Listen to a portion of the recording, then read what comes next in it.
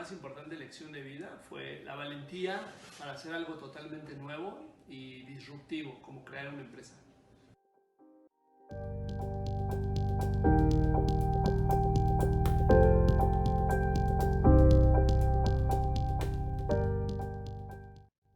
...1985... a las 7:17 am, todo cambió.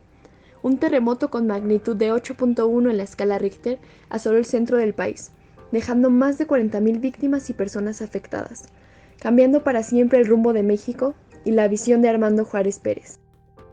Escuela de la secundaria donde estaba Armando y tu tía Susana. Yo estaba en el patio, los niños de primero donde estaba tu papá estaban abajo de un alero del edificio, de los salones, y se empezaron a mover de tal manera que parecía que se caían.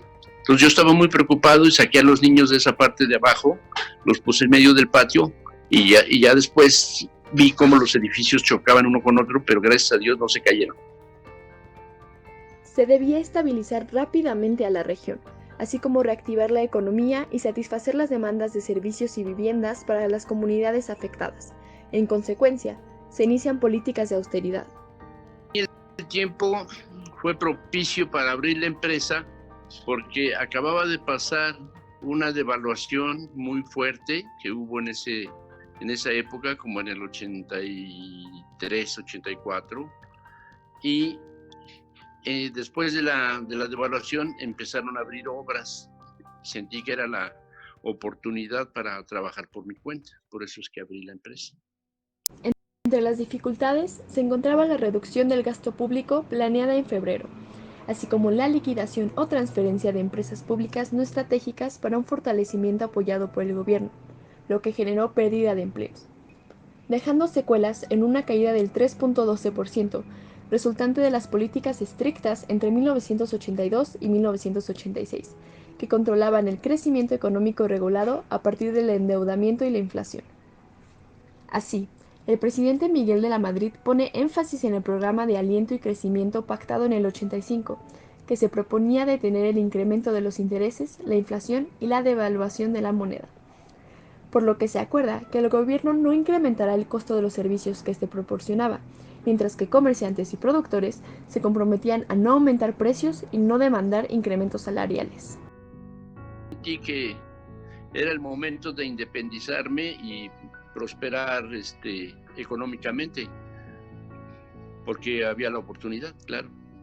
Entonces, México logra el primer acuerdo con el Fondo Monetario Internacional, buscando así incorporar al país a la economía global. Entonces, se recibieron más de 20.000 concesiones arancelarias de los países miembros, que se tradujeron en $2.000 millones más en exportaciones no petroleras en el año y medio siguiente, lo que detonó la apertura comercial.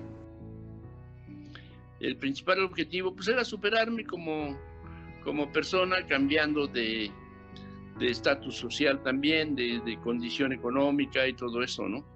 Eso fue un motivo de que yo siempre fui un obrero calificado y esto me llevó también a tomar la decisión pues para poder superarme, porque sabía hacer muchas cosas dentro de la construcción. Inicia una era de democratización a manos del PRI. Se proponen reformas electorales para crear una asamblea de representantes en el DF. Se modifica el Senado y la Cámara de Diputados para ser pluripartidistas y se mejoran las leyes electorales para dar certeza y presencia a la ciudadanía. Luego, se formula Carlos Salinas de Gortari como precandidato único del partido oficial a la presidencia de la República, a manos del PRI, con quien se innovaron presentaciones televisivas de los candidatos, aunque esta estrategia excluye a los miembros de la corriente democratizadora. El mayor miedo, o más bien el temor, era no poder generar recursos para poder efectuar los pagos que se avecinaban, como eran nóminas, pagar proveedores, pagar impuestos y cosas así. Eso era lo que un poco más me atemorizaba. En eso, se desploma la bolsa de valores, ya que se ordenó el cierre de la misma por un comportamiento descontrolado, lo que resultó en el crack severo de Wall Street. La especulación creció de forma violenta, por lo que se iniciaron ventas de pánico, lo que devaluó al peso con alto riesgo de pasar a la hiperinflación. Así, se perdió el patrimonio de muchos ciudadanos, En respuesta, se creó el Pacto de Solidaridad Económica para intentar la estabilización de la inflación y elaborar nuevas y mejores bases para el crecimiento. Yo creo que los mayores obstáculos fue la burocracia que siempre existe para poder abrir un proyecto nuevo, como una empresa nueva, y también la carga impositiva que es muy alta para las empresas de reciente creación.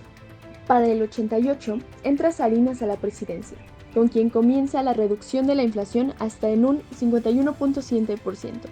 De hecho, el Pacto de Solidaridad Económica fue renovado en diferentes ocasiones a lo largo del año para satisfacer de forma oportuna las estrategias. Igualmente, hay un programa de modernización y fortalecimiento de las entidades paraestatales, que se reducen de 1.155 a 444, ya que son retenidas por el sector público, lo que abre paso a la estabilización económica. El primero, el más importante, fue el acta constitutiva, que eso se hace ante notario. El segundo, también de los más importantes, el alta ante el Instituto Mexicano del Seguro Social de la compañía. El siguiente fue el alta en Hacienda para poder hacer toda la declaración de impuestos pertinente y el alta a nivel estatal para el pago de los impuestos de nómina, entre otros trámites que se tenían que hacer.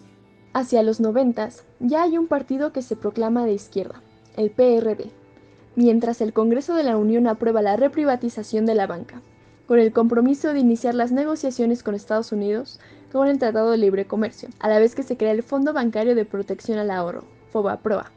Será hasta el 91 cuando se anuncie la intención de crear un área libre de comercio en los territorios de México, Estados Unidos y Canadá. Yo recién estaba graduado de Administración de Empresas en el Tecnológico de Monterrey y todo el conocimiento que había adquirido en ese tiempo pude ponerlo en práctica de manera inmediata.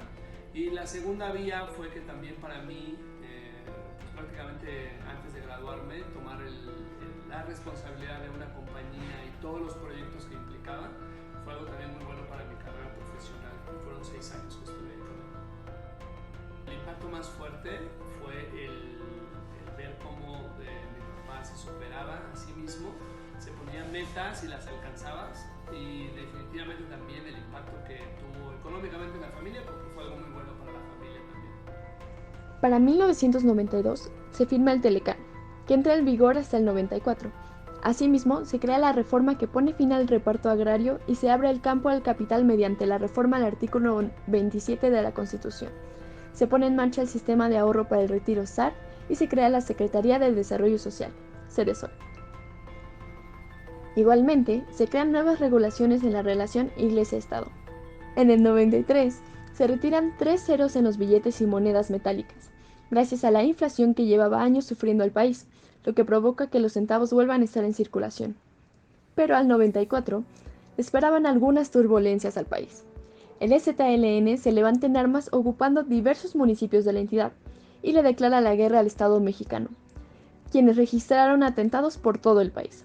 Después de distintas resoluciones políticas, que terminaron en la aceptación de 32 demandas zapatistas, se lleva a cabo la primera reunión de trabajo de los secretarios de Comercio de México, Estados Unidos y Canadá. Asimismo, los candidatos presidenciales Cuauhtémoc Cárdenas por el PRD, Diego Fernández de Ceballos por el PAN y Luis Donaldo Colosio por el PRI firman un acuerdo político nacional. Después, Colosio sería asesinado en un mitin en Baja California, lo que ocasiona que el EZLN suspenda la consulta de los acuerdos de paz, porque el acto era un hecho que perjudicaba la línea negociadora del gobierno. La satisfacción que he obtenido a través de que fui empresario fue construir una obra en la que hice una ampliación para una fundición. Esta tenía 45 metros de altura, era un horno para fundir 100 toneladas y pues para mí fue muy satisfactorio. Yo creo que el más importante es que tanto a mi hermana Susana y a mí nos pudo pagar una educación de muy buena calidad en universidades privadas. Pudimos cambiarnos de casa, pudimos tener una vida económica un poco más holgada de la que teníamos, y también nos unió como familia porque al final se conformó como una empresa familiar. Entonces todos aprendimos a hacer diferentes roles en la empresa y eso también trajo mucha unidad en la familia. Si no fuera por mi abuelo, ni mi papá ni yo estaríamos aquí. Y es gracias a su esfuerzo que mi papá pudo estudiar una carrera Por consecuente, es probable que gracias a eso mismo sea que yo puedo estar estudiando una en la institución en la que estoy estudiando. El ejemplo de la persistencia del esfuerzo y del trabajo que perpetúa en mi padre influye en la construcción de mi identidad, parte de la construcción de la economía mexicana que ahora nos sustenta. Sus valores de lucha y constancia son propios de la sociedad mexicana.